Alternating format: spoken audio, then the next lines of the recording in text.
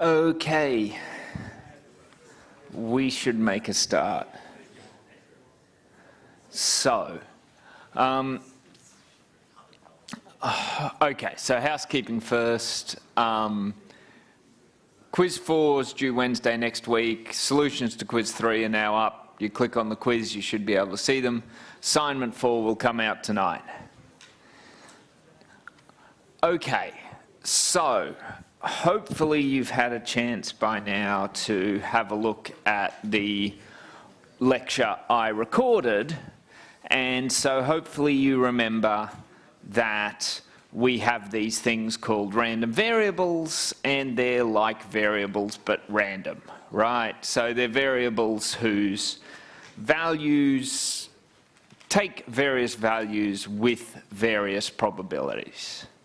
So today we're basically going to be talking about two measures we can compute of a random variable, right, that give us some idea of what is going on with that variable and that are useful in various ways. One is called the expectation or expected value of that variable, and the other is called the variance of that variable. So we'll get onto that. But let's start with expected value. So if we roll a die just once, then we're equally likely to get a 1, a 2, a 3, a 4, a 5, or a 6, right? But if we roll a die twice, most of you probably know that we're most likely to get a 7, right? Which means we're most likely to get an average per dice of 3.5. And if you roll a die 10 times, it's pretty, and divide your answer, divide the sum of your rolls by 10, it's really quite likely you'll get something fairly close to 3.5. If you do that 10,000 times, you will get something really, really, really close to 3.5. So 3.5 is somehow important, right? An important measure of this die roll, and we're going to see it's what's called the expected value of the die roll, right? So, remember that remember the definition of a mean, right? This is the average that people most often talk about when they say average. So to get the mean of a bunch of numbers, we add them up and we divide by the number of numbers, right? So, for example, the mean of 2, 2, 3, and 11 is 2 plus 2 plus 3 plus 11 divided by 4 because there were 4 numbers there, right? So, I'm going to give you the definition and then I'm going to try and convince you that it's a sensible definition. So, to figure out a expected value of this random variable here, and remember this is the random variable that takes value x1 with probability p1 and x2 with probability p2 and so on to xt with probability pt. Well, to figure out that expected value, we just take p1 times x1, p2 times x2, pt times xt, and add all those things up. So you can think of this as a weighted average of the values that this variable can take, right? So, for example, for our die roll, we multiply the chance of getting a 1 by 1, and we add that to the chance of getting a 2 times 2, and of course all these chances are 1/6 for a dice, all the way up to the chance of getting a 6 by 6. We add all those up, we get 3.5, like we'd expect. But notice that even though in this example you're basically just taking the mean of the possible values. You're just taking the mean of 1, 2, 3, 4, 5, 6. In general, that's not what we're doing, right? So think about a lottery ticket that has a 1 in 5 million chance of winning you $1 million, right? And suppose X is, sorry, that should be your net winnings on this ticket, right? What should we expect X to be? Well, if you say to me, well, what we should do is we should take the mean of 1 and 1 million, and so you should expect to win $500,000 whenever you buy a lottery ticket. Well, you know, I have a bridge I want to sell you, right? That it doesn't work like that, right? So to make this a sensible measure, we have to weight by the probability of each event. So to compute the expected value here, well, let's think a little bit carefully about our net winnings. We have a big chance of our net winnings being -$1, right? We lose the dollar we spent on the lotto ticket, and that's with chance 1 minus 1 in 5 million. And then there's a 1 in 5 million chance that our net winnings are almost $1 million, right? And so to find the expected value of this, we would multiply this by this and this by this. Notice that we're weighting the possibility of winning a lot of money with a very small weight because it's very unlikely. And so the mean is a stupid measure, as we said, but the expected value gives us -80 cents, right? Which is a much more realistic idea of what this ticket is actually worth, right? So we weight by the probabilities. Does that make sense to people? Okay, so -4/5 here is the expected value of our winnings here, of our net winnings. Okay, so back again to this.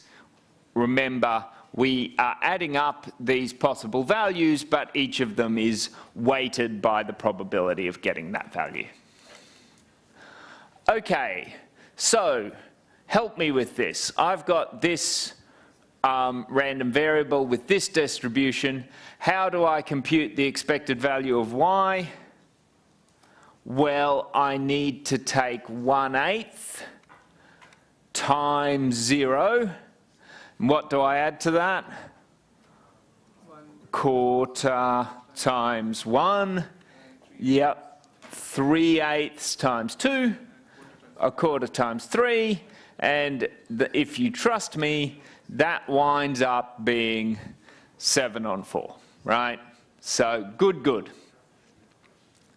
And the notes gives another example of this. If you have a share that has a 10% chance of increasing by $10 each year, 50% chance of increasing by 4, a 40% chance of falling by 10, you wind up with this as your probability distribution for the change in the share price each year, and you can work out that the expected value, 2/5 times this plus 1/2 times this plus 1/10 times this, is negative, and so this is going to mean that long run you should expect the price to decline, right? So, okay, so knowing all that,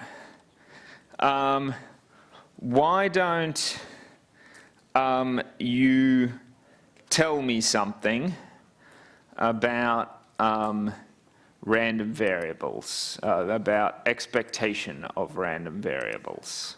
So think fairly carefully about each of these and tell me which of them are true, if any. Good one to talk about with your neighbour once you've got a gut instinct.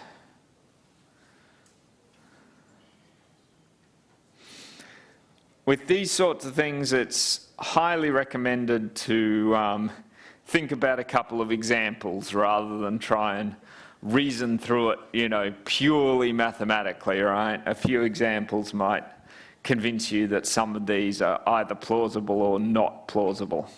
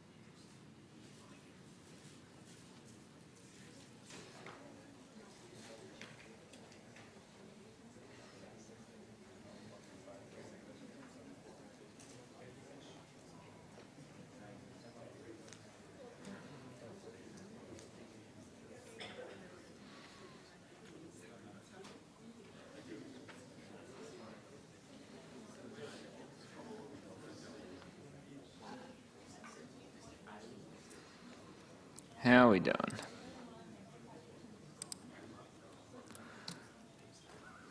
Okay, another 30 seconds or so.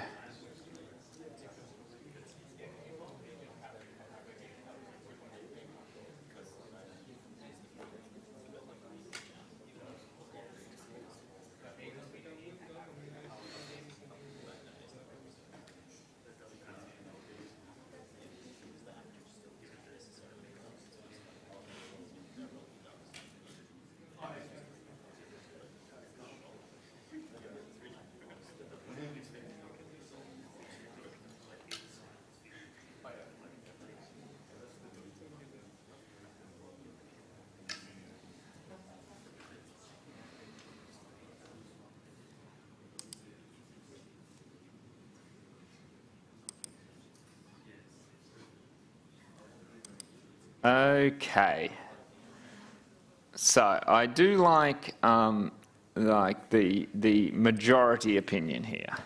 So some of this is sort of about being careful with what the words mean, but it sort of feels like you know, the vibe of A is right, but when you read it, it's wrong, right? Because well, so let's think about our dice roll. What was the expected value of a dice roll? 3.5. What are the chances of a dice rolling 3.5? Yeah, right. So the expected value doesn't even have to be a possible value of the variable, let alone be the most likely. Right, and of course, you know, if you think of the lottery ticket example, hugely the most likely chance there was that you lose $1, right? That the variable had value -1, but that wasn't quite the expected value. The expected value was a tiny bit better than that, assuming the lottery isn't rigged, you know, that you did have some chance of winning, right? So, definitely the expected value isn't always the value that X is most likely to take. Okay, the probability of X being above the expected value equals the probability that X is below its expected value. Again, this isn't right as stated. You could probably turn it into something that was kind of right. But think about the lottery ticket example. We're massively more likely to be below the expected value because whenever we lose, we're below the expected value. Very occasionally we will be above the expected value if we played the lottery 100 billion times or something. But when we're above the expected value, we'll be way above it. And somehow that does equal out in a sense, but it doesn't mean that the probability of being below is equal to the probability of being above. It's only this weighted value that is equal in those sense for some things. So this one is also wrong. And the lottery ticket also gives us an example where the expected value was negative, right? We expected to lose. So false, false, false. None of the above. Any questions about that? Okay, so that's a few ways not to think of expected value, or at least if you think of it like that, be a little bit more careful with your language, is I guess what I'm saying. Okay, so I sort of said to you, I cheated a little bit, right? I said to you, well, think of the expected value as kind of the long run average.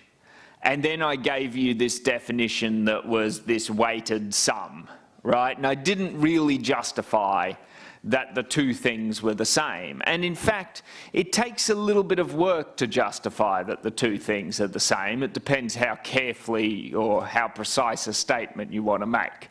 But you can. It is the truth that these things are the same. And that is given by something that's usually called the law of large numbers.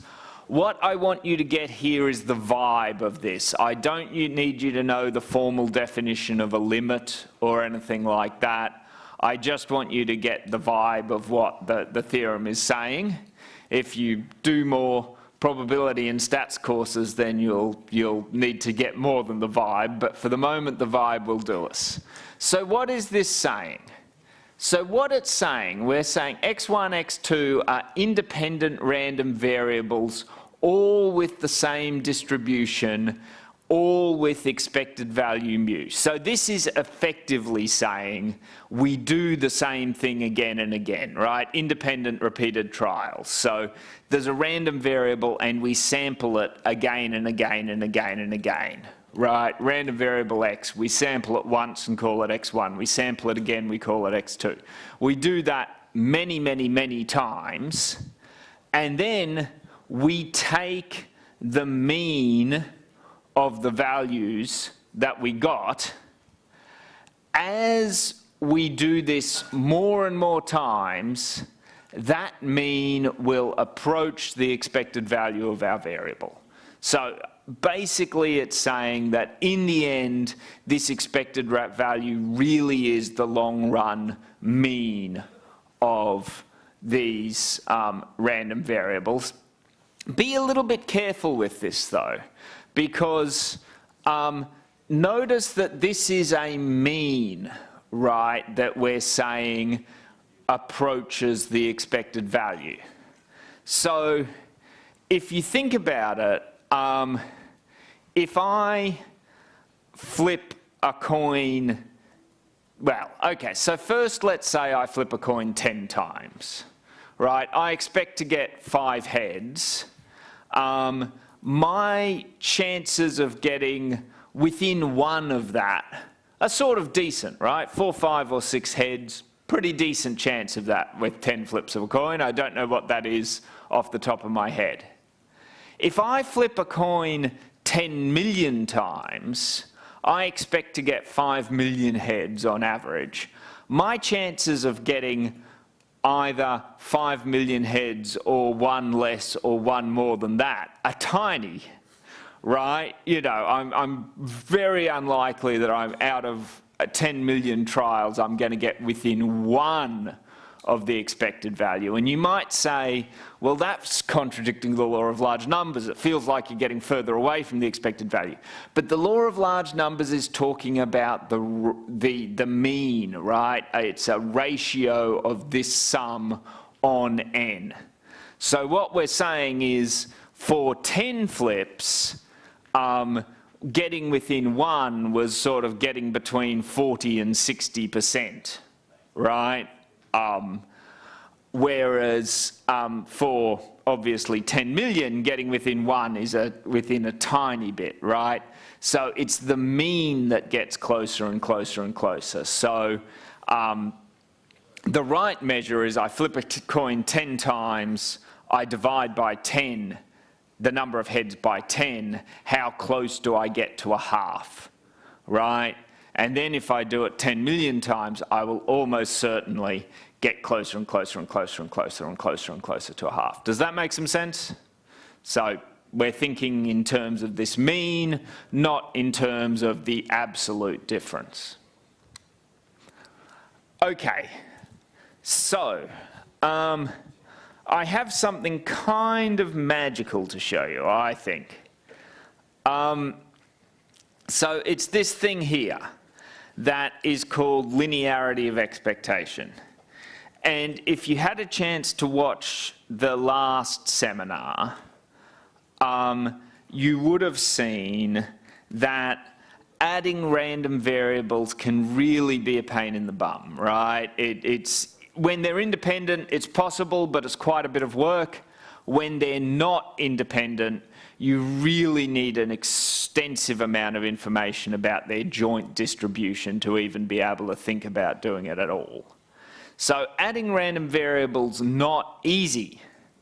But finding the expected value of a sum of random variables is comparatively easy. And it's comparatively easy because of this thing called linearity of expectation. And it's one of those things that you can put down in one of those NAF statements, right? The expected value of the sum is the sum of the expected values, right? It's really cool. So, expected value of x plus y is the expected value of x plus the expected value of y. I'm not going to prove it for you here, but it's not actually too difficult to prove. It's only the notation that'd trip you up. If you were doing this in any specific case, I think you'd have a decent shot of proving it. It's not too deep. But the incredible thing that every time I use this, it still feels like cheating to me, but it is not cheating, you're allowed to do it, is that this works even when x and y are not independent variables, right? Works for any two variables, no matter how they depend on each other. And there's another fact, which is also sort of part of this linearity of expectation, that if we take a scalar multiple of a random variable, then the expected value of s times x is s times the expected value of x. So for example, if the random variable 3x, which is just defined as whatever x is times 3, right, the expected value of that is not shockingly 3 times the expected value of x. That one's even easier to prove. Okay, so I'm going to try and convince you for the next little while that this is actually a cool and interesting thing, right? So this example might not convince you, although it's sort of whatever. Of course, we saw that the expected value of a die roll was 3.5. So if we roll 2 dice and add the 2 together, that would be x1 plus x2 in these terms. Then the expected value of x1 plus x2 is the expected value of x1 plus the expected value of x2. Each of them individually is a die roll, so 3.5 plus 3.5. I expect to get 7 on a pair of dice. Okay, so I'm going to do this in my own terms. This is just my own version of this in the notes. So this is where I think this gets kind of cool. So if I choose a binary string of length 5 uniformly at random, so I choose it out of all the possible binary strings of length 5 I could have, how many 1-1 substrings should I expect to get? I'm going to calculate this using linearity of expectation. So let me show you how. So I'm going to set up this bunch of weird looking random variables. So I'm going to have a random variable x1, which is 1 if the string is 1-1 something something something, right? I don't care about the somethings. So it's 1 if the first 2 bits of the string are 1, and it's 0 if not. So it's just an indicator, right? It's just a random variable that puts up its hand and says 1 if the first 2 bits are 1, and otherwise it doesn't put up its hand, it says 0, right? Then I'm going to have another random variable, which I'm calling x2, and it's the same, except it doesn't look at the first 2 bits, it looks at the second bit and the third bit. Right? And then I've got another random variable which is the same, except it looks at the third bit and the fourth bit. And then I've got another random variable which is the same, except it looks at the fourth bit and the fifth bit. Right? So each of these random variables is either 1 or 0, just according to they're all basically observer variables, and they're just looking at 2 different bits. Right? I'm not expecting you to know where this is going, but does that make sense as a definition, as a setup? Okay, so we've got these observer random variables. So why would we care about these? Well, notice that we're interested in the number of 1-1 substrings, and that is just the sum of these random variables, right? Because every 1-1 substring has to occur here, or here, or here, or here. So the answer to, in my random string, how many 1-1 substrings do I have, is just the sum of these variables, right? Which is why, if you think about it, it's 0, 1, 2, 3, or 4, right? So that might give you the first hint as to why these things will be useful. Because I'm really asking, what's the expected value of this, right? What's the expected value of the number of 1-1 substrings? And now we can use linearity of expectation, and it feels like cheating, right? Because these are not independent variables, right? If x1 is 1, it's more likely that x2 will be 1, because they overlap in this one, and we know that there's a 1 there, and that helps us. Right? So these are not independent variables. They do depend on each other, but we can still use linearity of expectation because it works no matter what, doesn't require independence. So what is the probability that x1 equals 1 here? Well, it's a random string, right? So this thing has a half chance of being 1, and this thing has a half chance of being 1. So a half times a half is a quarter. Right? So the probability that x1 is 1 is a quarter, and that means, of course, that the expected value of x1 is 1/4, right? Because it's a 1/4 chance of being 1, it's a 3/4 chance of being 0. So a quarter times 1 plus 3/4 times 0. So x1 has expected value 1/4. What's the expected value of x2? A quarter, right? It's exactly the same calculation, just happening in different places. And x3 is expected value a quarter, and x4 is expected value a quarter. And so I can use linearity of expectation to tell me that the expected value of this sum is the sum of these expected values, which is just a quarter plus a quarter plus a quarter plus a quarter, exactly 1, right? So this, to me, feels like cheating, but it's a completely legal way of showing that if you take a whole bunch of strings, binary strings of length 5, and you count the number of 1, 1 substrings in them, then long run average will be 1, right? Of course, a whole bunch of them will have 0, but then some of them will have 1 or 2 or 3 or whatever. Overall, you'll average 1, 1, 1 substring per string, per binary string. Make some sense? And hopefully that gives you some idea of how this can actually be super useful. Okay, good.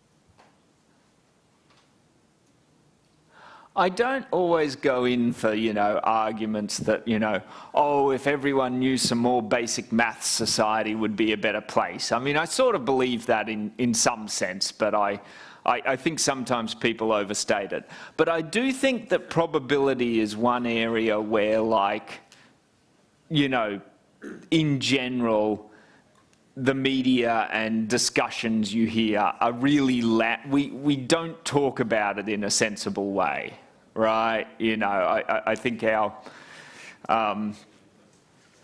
yes, the level of public discourse involving probability is not high, and this can be a problem. Anyhow, okay, so our next thing, let's talk about variance. So, really important point to emphasize is that when you take an expected value or a variance or whatever, it's tempting to think you've discovered something deeper than the random variable, right?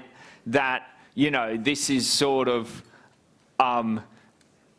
more important in some sense. But of course, it's just a summary, right? It's just one measure of our random variable. There's nothing deeper than what's there. That's all it is. It's the same is true when you've got a data set. If you find the mean or no matter what complicated statistical measure you find, it's not deeper than the data. It's just a summary of the data, right? And of course, with expected value, we can have lots of different random variables with the same expected value. So here, for example, are 3 random variables, all of them with expected value 0, right? So this one is sort of like a raffle ticket. You'll probably lose a little bit, but you might win a fair bit. I guess if it's a raffle ticket, then the charity selling them isn't going to make any money, right? But it's that kind of thing. So you'll probably lose, but you might win a lot. This is like I bet you $1 on a coin flip, right? And this is like I bet you $50 on a coin flip, which I'm not rich enough to do. Okay, so, but all of those things, if you check them, and hopefully it makes sense, have expected value 0, right? But they're not the same, they're very different things. So one thing we can add to expected value, which still won't completely tell us everything about this, but gives us an extra important bit of information, is called variance. And it's a measure of how likely it is that the variable be at its expected value. So the only way a variable can have variance 1 is if it is definitely expected value, if it's not really random at all, right? And the bigger the variance gets beyond that, the more likely it is to be further away from its expected value, right? Okay, so this is the formal definition of variance. The variance of x is the expected value of x minus its expected value squared, which is sort of a complicated looking definition, but when we unpack it, it gets pretty easy, right? So let's unpack it. So to figure out the expected value of a given random to figure out the variance of a given random variable, we first basically need to compute its expected value, right? So we do that, and we call it mu, and then the variance is, well, we take x1, we subtract mu, we square that, and we multiply it by p1. And we take x2, we subtract the variance, we square that, we multiply it by p2. Right, so for each of these, we take the difference between that and the expected value, we square it, and we multiply it by the appropriate p. So not too difficult to work out there. If we do some examples, you will hopefully be convinced that this is not that scary or squarey. It is squarey, actually, anyhow. Okay, so expected value of this is, well, a sixth times 0 plus a half times 2 plus a third times 3, which turns out to be 2. But that wasn't what we were interested in. We wanted to find the variance, but we needed to find the expected value first. So the variance now, how do we do that? Well, we take the difference between 0 and 2 and multiply by a sixth, right?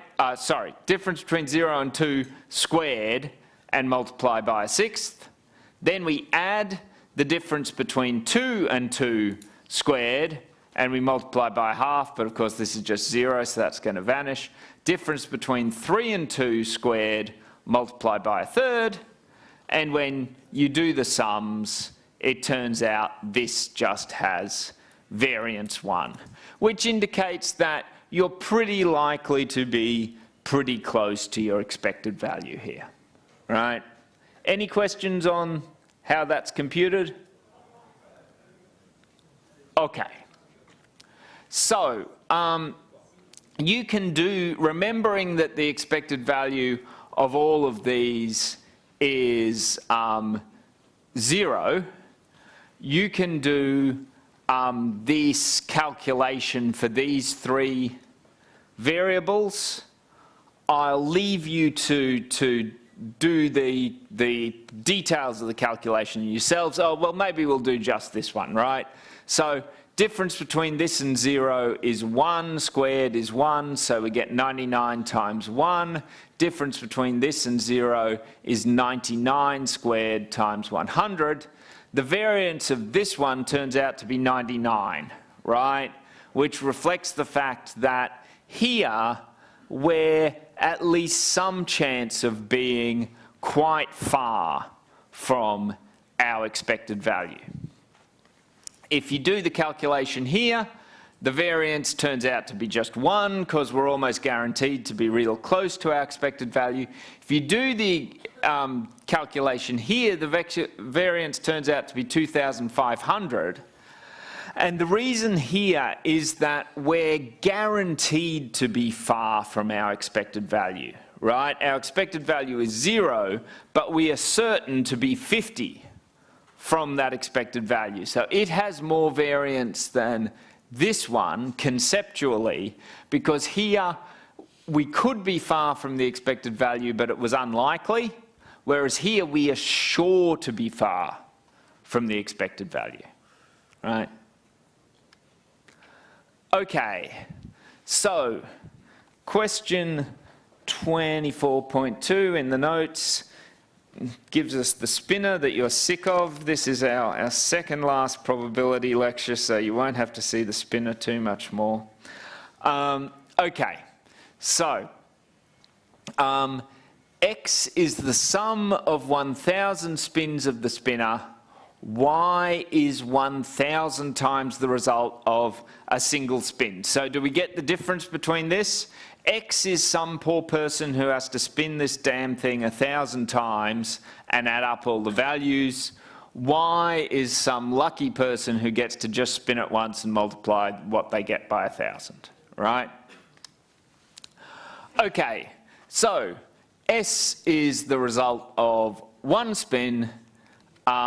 Y is then the random variable 1000s, right? We're going to do a single spin, multiply it by 1000, and here we can use linearity of expectation. So our expected value of a spin on the spinner was a half times 1 plus a quarter times 2 plus an eighth times 3 plus an eighth times 4, 15 on 8, or 1.875.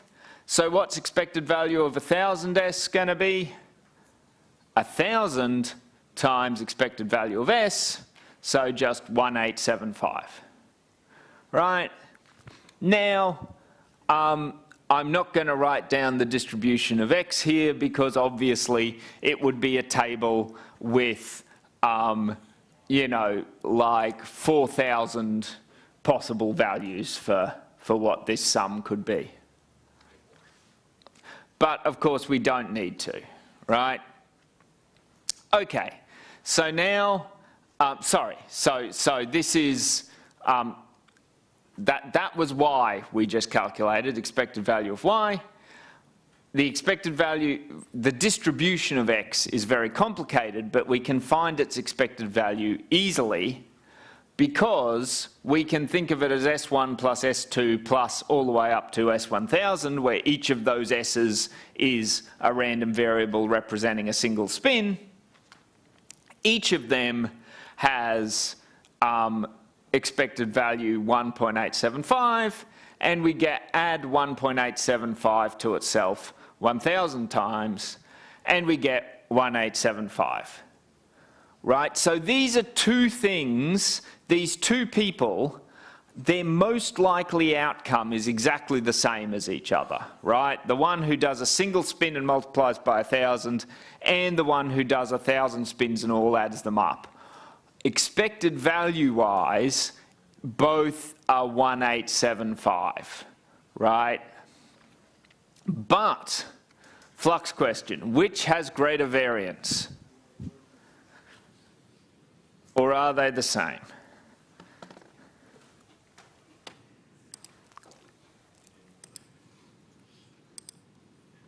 So remember, with variance, you're sort of thinking, which is more likely to be far from its expected value, right? And if it's likely to be far from the expected value, it's going to have big variance.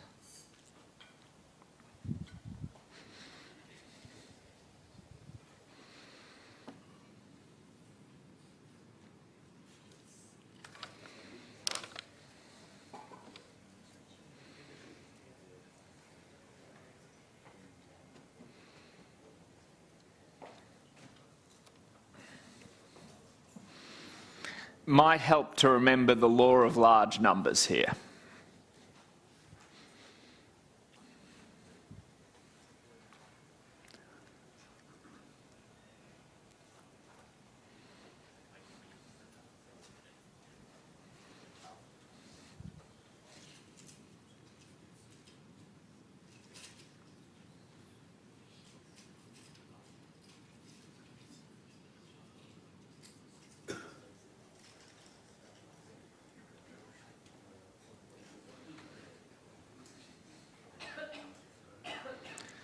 Do talk about it with someone.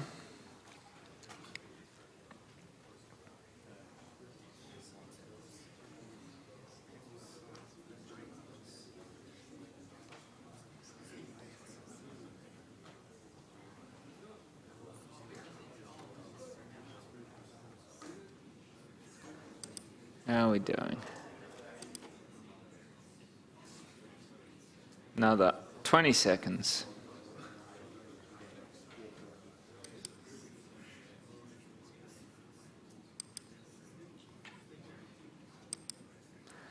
Okay, so y does have greater variance. Why is that? Well, remember the law of large numbers. The law of large numbers says that as I do things lots and lots of times, I expect the long run average to come close to my expected value. Which means that in this case, I expect the value of a spin of the sum of the spins of 1,000 spins of the spinner, the poor person who is flicking at 1,000 times, they're going to wind up with something pretty close to 1875, probably, right? Whereas the person who's spinning at once and multiplying by 1,000, there's a very good chance they get 1,000, right? They spin a 1 and it's 1,000. And there's a decent chance that they spin a 4 and they get 4,000. Whereas the person who's spinning it 1,000 times, I mean, they're no chance of getting 1,000. 1,000's the smallest they can get, but they'd have to get a 1 1,000 times, right? And same with 4, right? So if you think about what their distribution looks like, it's going to look like that. Whereas the person who's multiplying by 1,000, their distribution is sort of like half chance of this, quarter chance of this, eighth chance of these two, right? Very far from the expected value. So the variance of multiplying by 1,000 is much, much, much higher, right? If you bet $1,000 on a single coin flip, that's much riskier in some sense than betting $1 on 1,000 coin flips, right? Okay, so to finish off, we're just going to do a couple more calculations of variance, just to remind you how it works. So here, if you calculate the expected value, you get a 1/6 times 0 plus a 1/2 times 2 plus a 1/3 times 6, that's 3. Then to get the variance, well, difference between this and 3 squared times 1/6, difference between this and 3 squared times a 1/2, difference between this and 3 squared times a 1/3, and when you do that, you should wind up with 5, right? One more example and then we'll call it a day, I think.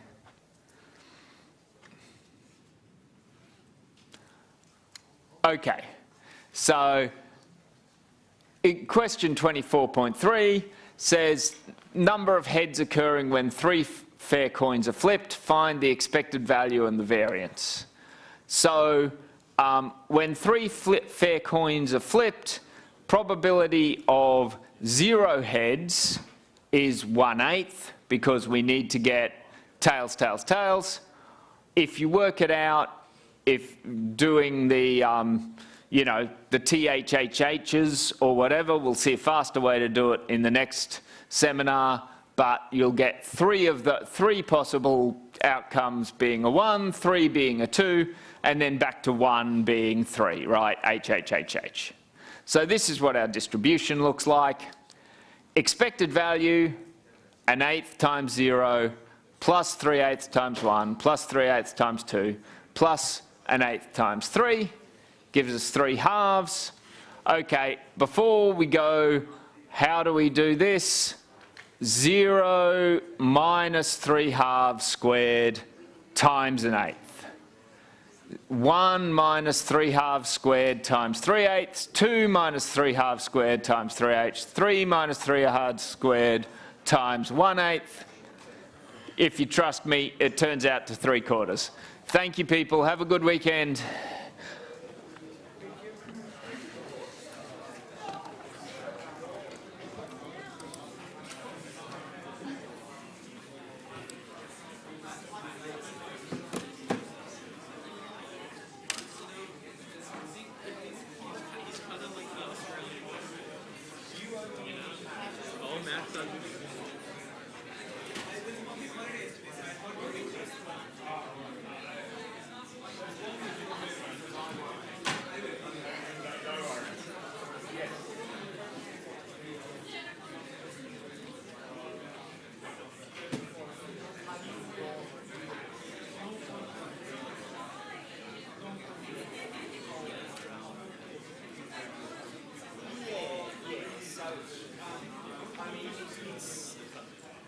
Unlike expected value, it's hard to sort of give it a more precise definition.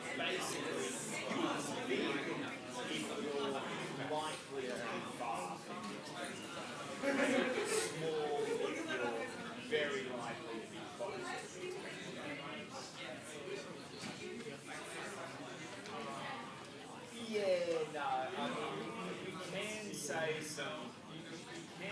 some nice things about it, but they tend to be slightly technical things. But yeah, for our purposes, it's a measure of how far you expect it to be from the expected value.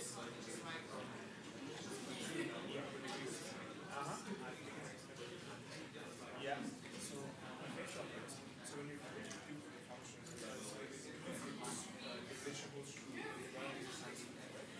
So if I use if I take so if one of essentially takes y one and two, so five is one is b and two is c, right? So for me, five is one more to satisfy the first equation. Then one is less than to satisfy the second equation. So can I say that a is related to c, which satisfies half of the equation?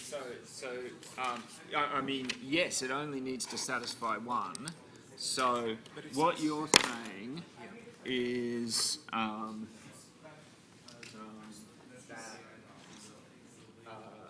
This is a good question, and let's say it's true. yeah. So you just said that five is related to one, which I agree with, and you said yeah. So would that mean 5 average? Which comes in, although this satisfies two different functions. Okay, so I agree that 5 is related to 1. I agree that 1 is related to 2. Why did you think 5 was related to 2? Because I was just prove that it's transitive. So But I don't think 5 is related to 2. yeah, I mean that's kind of what I thought. So it has to satisfy one of the functions complete for it to be related to that. So it has to even satisfy. Yeah, I mean, 5 is not related to 2 because these two are not modulo 2. Yeah. And we'll get out of here in a second. And 5 is not less than 2. Absolutely. Yeah. Okay, and the last question I had was for the fourth. To solve this question, you need to basically come up with the number of total possible configurations for the hash diagram. Is that it? Yep. So the number of total possible configurations for the hash diagram would be the number of partial relations that could form. Yep. So that's pretty much it. Yep. Sure. Thank you so much. No worries.